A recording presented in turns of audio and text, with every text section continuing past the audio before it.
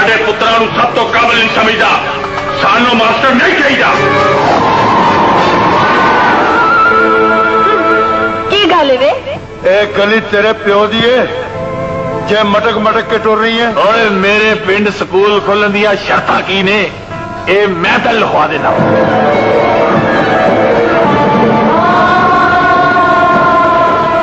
तेरा पहला जुर्म है वे कि तुम 15 साल स्कूलों का हाजिर रहे।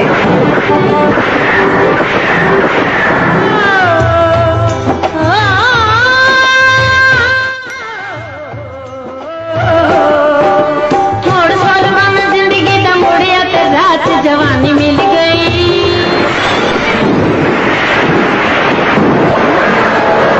उन्हां दी आन दी देरे बच्चू जेड़ा इस मुंह ते थोड़ा बहुत नक नजर आ रहा है ना जान मेरी ए भी नहीं हो रहना।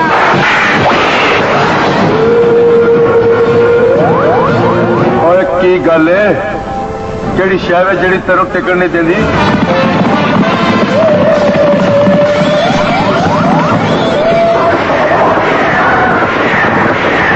तू अच्छी ठहर मैं पुलिस में तेरे तक नहीं अपना दियांगी। कंध नूं काट